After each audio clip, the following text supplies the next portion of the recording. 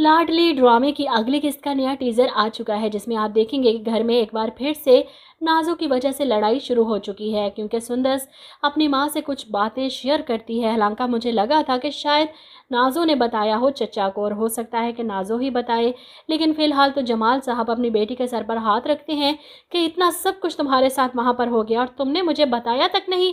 वो इसे साथ लिए पहुँच जाते हैं भाई से सवाल करने, आपके होते हुए मेरी बेटी के साथ इतना कुछ हो गया, इसकी किरदार कशी की गई, इस घर में तोहमत लगाई गई इस पर।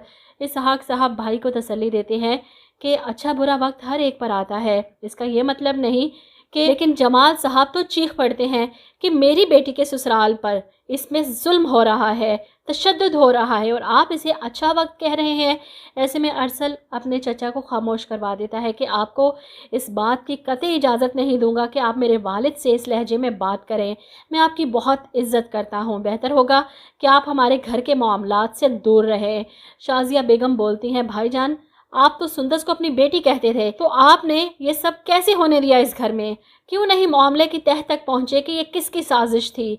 इसहाक साहब खामोशी से शाजिया की बातें सुन रहे हैं।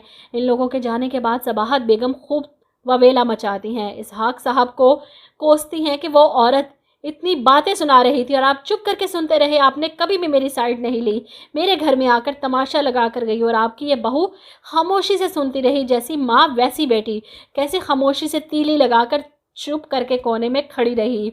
ऐसे में नाजो अपने बाप को भड़काती है कि बाबा सुंदस आपी को किसी का नहीं तो आपका लिहाज तो करना चाहिए था।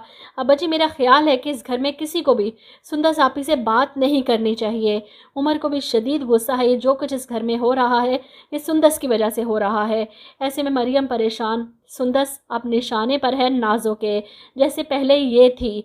उमर के दिल में सुंदस के खिलाफ जहर भरा देखकर मरियम दिल में सोचती है कि काश मैं आपको बता सकती, जिसे आप सबसे ज़्यादा मासूम और भोला समझते हैं, वही आपकी लाडली बहन आपके रिश्तों को खोखला कर रही है। वहीं अरसल अलग सुंदस से नाराज़ बदगुमान हो चुका है कि इसने अपने माँ बाप के घर जाकर शिकायत लगाई है।